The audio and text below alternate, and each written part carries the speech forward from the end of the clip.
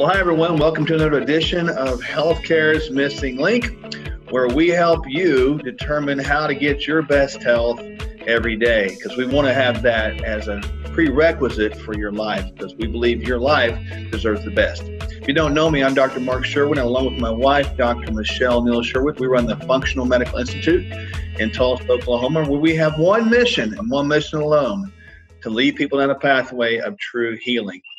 And today in this episode, I'm super excited because I've got a wonderful friend who is a special man who's got some special gifts. And we get a chance to talk to him today and dive behind the scenes of the NFL. So today, I want to welcome you, Justice Hill, former Oklahoma State Cowboy, much accolades there, and now a Baltimore Raven with one of the most dynamic offenses, I will say, in the history of the NFL. So, Justice, how are you, man? I'm good, man. Thanks for having me on. Oh, you're kidding me. It's great. So, we talked a little bit about, what we're going to talk about tonight beforehand. And I was intrigued, about the three F's, if you will: faith, family, and football. And we've talked about all of those in our times together. And, hear from you. Tell a little bit about, your life and kind of, man, look, you're an athlete, but people don't get to see the heart behind that. Right. I want people to hear the faith. How important is your faith to you? I mean, faith for me is definitely one of the most important things, is the foundation. And I mean, for me, I grew up in the church from day one. My grandfather was a pastor, so we was in church 3-4 times a week. And so that was just my foundation. So I was able to build that, have a strong foundation. So I'm never really shaken when things come my way, or if obstacles come, I know how to attack those things. And so that's the biggest thing for me when it comes to faith, and when it comes to football too, is it's just a foundation for me. So whenever something doesn't go, just like what I just said, when you have obstacles, you just know how to overcome those things. I'm sure you've had that happen in the area of like injuries or setbacks or maybe a loss time, or maybe you dropped the ball sometime. You're running back. Have you fumbled before, right? Exactly. Yeah, you have all kind of things, and for a lot of people, those things get you down. Like especially in big moments, you might drop a ball, or you might turn the ball over, and sometimes those things can really get you down. But if you let those things sit on you the wrong way, that's just going to weigh you down. But if you look at those things as opportunities, and okay, I learned from this, and that's when it comes back around to the faith side too, because I know everything's happened for a reason, and God's not going to allow you to do something that's going to detriment you. You know what I'm saying? So at the end of the day, it's really all learning, and just the way you attack all those things mentally is the biggest thing for me.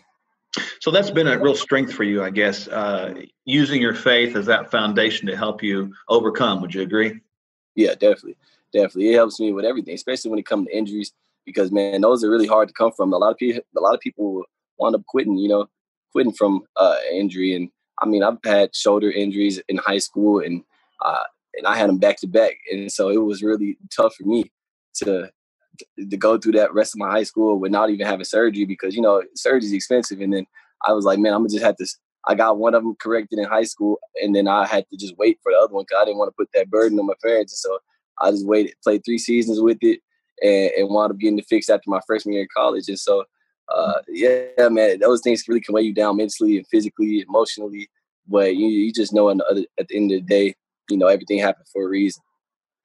You said something right there that I caught, and I hope people really catch. You mentioned that, and I've never heard this story before, so thank you for sharing it. You mentioned that, you didn't want your parents through that burden of paying for a second surgery.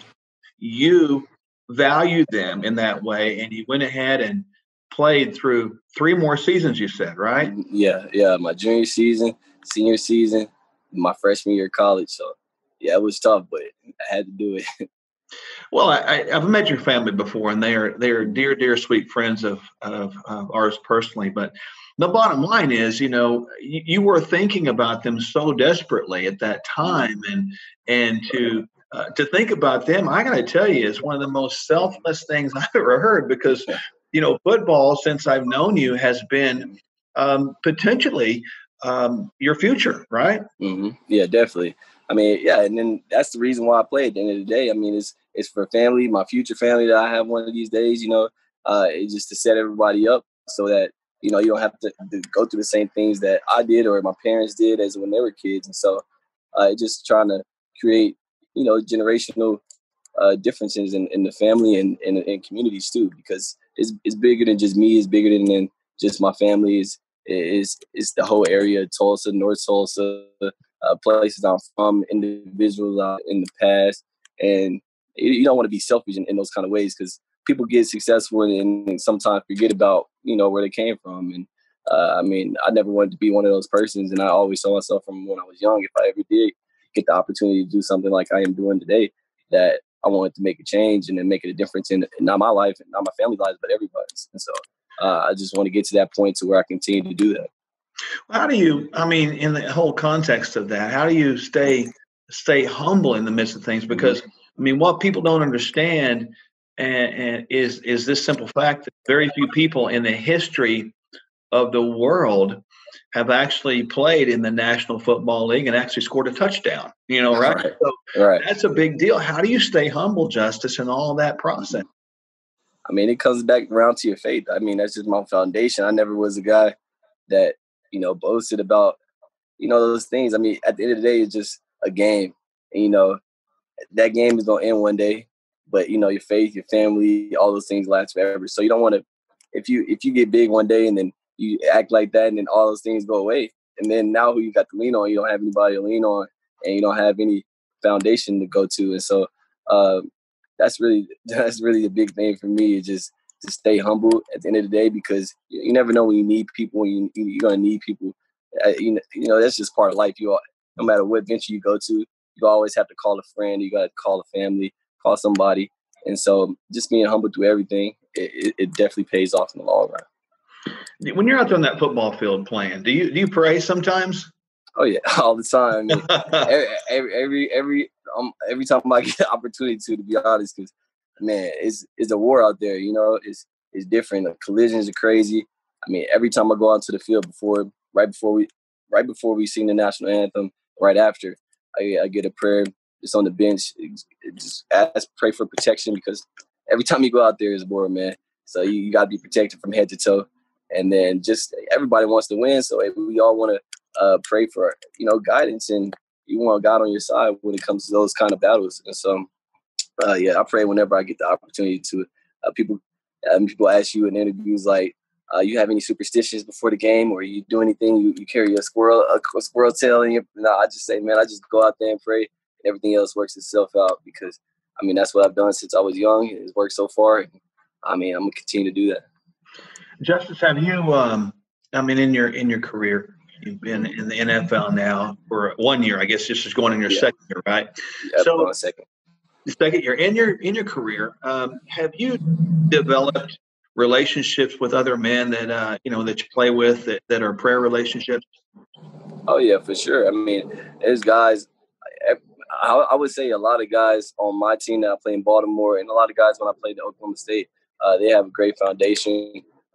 Even in my room, in my position room right now, like Mark Ingram, where's all those guys, man. They're faithful guys. They're God-fearing people, and that's one of the groups that we pray in a circle right before the game, and we do that. And we always talking about how we can better ourselves as men, and how we could do that through, you know, just reading the Word and staying prayed up like that. So yeah, definitely you got to have that support, because I mean, if you're out there, sometimes you have to, but it's so much easier when you have guys that support you and guys that have the same vision and mindset as you. So whenever you have issues, you know, you can go to them and they can reference you. You know what I'm saying? They can give you a scripture to go to and turn to. They can pray with you, and it just makes it so much easier to be faithful in such a big stage. You know, so yeah, it's definitely having a group like that and being around people. It makes it easier. I think that's awesome, because you know you live out your faith, you know, personally, and now you're on a platform of the NFL with that high visibility. I mean, what do you hope to do with that, Justice? Man, I mean, I have visions, goals all the time, and every time I go to sleep at night, I think about things all day, every day. And my own mind is always running, and at the end of the day, always want to be a helping hand for anybody that comes my way, and especially here in my home city. One day, just being able to come back here and contribute and build up the areas that aren't built up already, And so I just want to be able to give people the opportunity that they had a vision or they have a goal, they're able to have resources to accomplish those things. Because I mean, at the end of the day, a lot of people, sometimes you don't have support when you get into, if you have an idea, a lot of people won't support you. I mean, you might have your family that supports you. You might have a couple people that do, but I want to be that person that creates and has things for all kinds of people, not just people from my area, but starting here and branching out. And so I just want to be a resource for everybody that needs help. And I mean, obviously you can't reach everybody, but I want to reach as many as I can. With your platform like that, I'm sensing that you want to be a role model and a world changer. And yeah, I think that's a worthy thing, because we have to change our own world first. And with that said, I mean, is there a goal that you want to share, you're comfortable with sharing at this point in time? Is something you want to do? I mean, it's a lot, man. I'll say one thing I want to start is housing, and one day coming out here and creating like just a subdivision or something like that, some of that sort, to where, I mean, just to build up the areas, because there's a lot of areas you go to and it's just like, oh man, I don't know, it's just you drive through and it doesn't give you a good feel.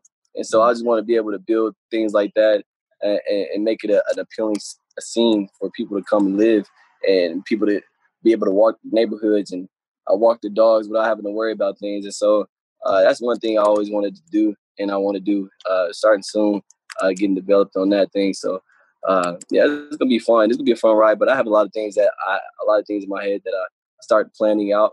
But I mean, I want to put into fruition soon. Well, I think with your platform, obviously, it's unique, because American football is one of these things that has its own platform across the world, and because of that, just inherently, you're standing on that platform. With that said, and when you do an interview with someone, obviously, I know you're probably thinking about the same things of faith and family. How do you deal with Justice, the celebrity status of that? I mean, you're going somewhere and they're wanting to get their pictures with you, autographs, and all that. How do you deal with that when you're having just a bombarding people on you? Right. I mean, for me, I just feel like everyday guy. From high school to college to right now, I feel the exact same as I did when I was a kid. So when people come up to me, I don't think as it is like, oh, I'm big now, or I'm a celeb now. It's just like, I mean, I have a platform, and so I don't look at it any type of way. It's not something that, that makes me angry about. Sometimes it's just like, it's just appeasing people, and I like to be a blessing for somebody. I like making somebody's day. I mean, that changes your whole day. I mean, it might even change your course of life. Sometimes, some people might be down, and it's like, oh man, I see you doing what you're doing, and I can do that too now. So I just needed somebody to tell me I could do it, or see that they see that I've done it, and they know that it can do the same thing. And so, yeah, those things, I love those interactions, and that's just something I love doing. So, yeah, all those things is just a part of me. I can't really explain. The life in the NFL. Talk to me about that. Is that a challenging life? It couldn't be if you don't have a strong foundation, I would say, because if I didn't have a foundation I already had, I could for sure see how I would fall into some traps for sure. But just me, being strong in who I am, I'm able to kind of just weed out what I want to do and what I don't want to do, and what's good for me and what's not good for me.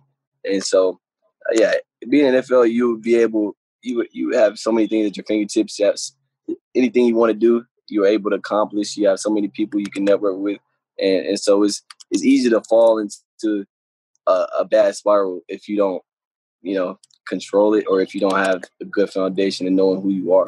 So if you're not strong in who you are, you can definitely slip up in a bad way. But yeah, it's just like any other profession. I mean, once you get big in it, you got to be able to you got to be true to who you are, because especially when you get amounts of money, it just expands who you already were. And so Yeah, for me, it really hadn't been that big of an adjustment for me because just, I'm just still me at the end of the day. You've always been one of the most humble and talented men that I've met. And so I always appreciated that. It's been a blessing. Now, one question I've always wanted to ask you, and I just thought of it now, so it's a little off the cuff, so forgive me for that. It's all good. It's all good.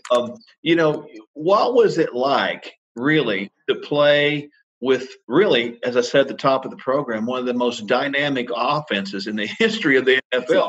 That was crazy. We were watching. It was just so nuts. So tell me about that. What was that like? Man, it was magical. Like, when I tell you it felt like a movie the whole year, especially when it's night games, it just feels like a movie, man, because you got Lamar Jackson, one of the best athletes really to ever play the game. I don't think any quarterback can even duplicate anything close to what he's done, running for over 1,000 yards and passing, having the highest passing proficiency when everybody doubts you, saying you can't be an NFL quarterback, you should move the receiver, and they coming out there and winning the MVP and then going 14-2. Man, it really was a magical season each week. And I mean, obviously, at the beginning of the year, we kind of started rocky. It was 2-2, but then after that 2-2 game, we won every single game after that. And so, man, it was so fun just going to practice, going to work, going everything, walkthroughs. We were just having fun, and everybody had fun doing it, And so that made going out there and playing the games easy because it wasn't like a chore for us. It wasn't like, oh, we got to go to practice or, oh, we got to go to meetings. It was just like, hey, we got practice. Let's have fun. Like, oh, we got a game this week. We playing the Patriots. Let's go. We got to blow the boys out. Like, it was just fun for me. And then just being able to learn from all those guys because all those guys have amazing. We had Lamar won the Heisman Trophy, Robert Griffin III won the Heisman Trophy, Mark Ingram won the Heisman Trophy. We have all these people that have been at the top of every level they've been at. So being able to see how they attack, work every single day, how they attack practices, how they attack meetings, how they attack weight rooms, how they do things, how they move, is great for me just to learn that because I haven't been around those type of guys before. And so, man, it was crazy year. And yeah, next year is gonna be even better if we play. So, we got to get that ring. We should have had it last year. We fell short, but I mean, it was still a part of the ride. It's still a part of the ride that we're having right now. So, man, it's still gonna be some magical things that happen this next season too. No question. I think you gave a subtle prediction there. I believe that you believe that Super Bowl is definitely a possibility. Hey, it's always a goal. That's always the goal. If you don't go into the season thinking you're gonna get the Super Bowl, you don't need to be playing. I love that. Now, I've talked a lot about health and taking care of the physical body, and you mentioned earlier that it's a war out. I mean, and I've watched, other men trying to take other men's heads off, literally. Talk to us and everybody. I mean, you're a top level athlete, but seriously, what and how important is taking care of that physical body and that health of yours? Yeah. Man, it's crazy, man. You can tell because you'll see some of the guys that wind up getting injuries. You look at the diet and see the correlation between the two. And see, for me, I really haven't had too many injuries because I've really been taking care of the things I need to take care of. But, yeah, it definitely plays a big part because your body is a machine and it definitely fuels off of what you put into it. So if you're going out there and you don't have any energy, you're not putting the right things into your body, then you're more susceptible to getting injured, And so I would say that's probably more important than knowing your job is to be able to go out there and play fast. And because any coach will tell you, if you're going to make a mistake, make it 1,000 miles an hour, And so if you can't go 1,000 miles an hour and you make mistakes, it's just like, what are you doing? So, nutrition has been a big thing for me ever since I was a kid. My dad always drilled me on nutrition. And even now I've changed my diet. I kind of cut out most meats. I don't really eat meat anymore. And I've been just eating a lot of healthy things. And I've been able to see changes in my body. I've been able to gain more weight. It's crazy because in my head, I always just think you got to eat a lot of meat to get big. You got to eat a lot of meat. And then I wound up cutting meat out. I wound up putting more pounds on. So, it's definitely learning your body because everybody's body is different. And learning how your body reacts to certain things is important for physical performance. I can attest to seeing your physical body. I saw it recently, and I made a comment of that. My goodness, the guy is built. And so you've definitely changed that. I mean, you always had a good build, but I've definitely noticed you stacked a few more pounds of muscle. I'm trying to get like you, Doc. Hey, you the cut one. We inspire each other. We'll just leave it at that, right, sir? Right. So, Justice, there's a lot of people that are listening right now. A lot of young people, a lot of older people. But you got a young person out there right now that's maybe 12, 13, and has some kind of dream and they're thinking, okay, it's been easy for him. What would you say to that person out there, that young man or young woman that has a dream? I can say a lot, but I'll say the most important thing is just knowing who you are and believing in yourself and never letting anybody take you off of that track. Because I'll just speak from personal experience. When I was in high school, I went to high school, I was 130 pounds.